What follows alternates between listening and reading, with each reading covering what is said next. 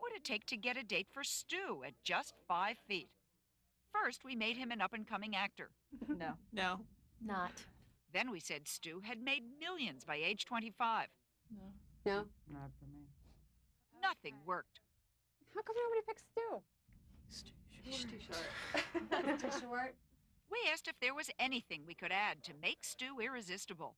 Maybe the only thing you could say is that the other four are murderers. Right, are convicted of some Convicted crime. That would murderers. definitely. Child molesters. Rapists. Psychotic. Right.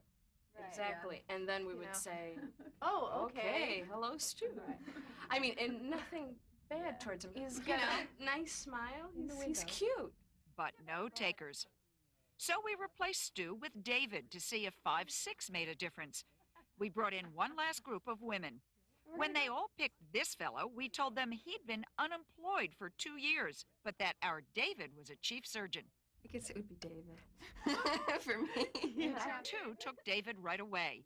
But Tara chose Jim, whom we'd made a high school gym teacher. Would it change anything if I told you that David, besides being a chief surgeon, had just published a book that he was a gourmet cook, loved kids, and extremely wealthy? Yeah, I'd switch to David real quick. I mean, let's be realistic. I'm gonna bag the gym teacher now. So what's going on here? You had to make those short guys almost like God to make them desirable, right? We finally made him God, and that's when they chose. And this surprises you? It obviously doesn't surprise you. No. Yale psychologist Les Martell is 5'5". It goes back to caveman times. We simply judge people, particularly men, based on their height, on their size, on their physical presence. Why is that? We asked several of the women to come back and tell us. I feel short men make great best friends because they're very enthusiastic, caring, because they have to make up for their height. But you have no interest in going out with someone shorter than you. No. I'm just attracted to taller men. I'm only 5'5" myself, but I just like taller men. I have to tell you, and it breaks my heart to tell you this, it turned out that being short was not good. Does that surprise anybody? I don't think so. Absolutely not.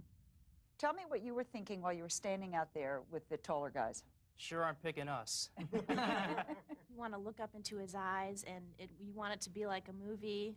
There's a stereotype in society that says when you find your mate, the man is bigger and the woman is smaller. You know, Tarzan, Jane. And we didn't get to speak, so... Right. Well, you didn't get to speak, but we spoke on your behalf. Oh, thanks. And we made you doctors, chief surgeons, best-selling authors.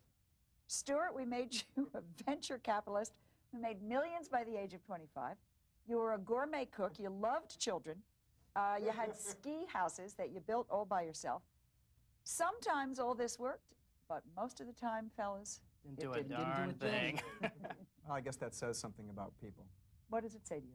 Maybe the average person isn't giving us the credit that we deserve. Does it bother you? You know what it's like to maybe hurt. I think you know what it's like to, maybe to have more setbacks than taller people. David, you're nodding your head. Sure. You think that's oh, true? Yeah. Growing up, you take a lot of abuse. Always being the short one and getting picked on and name calling.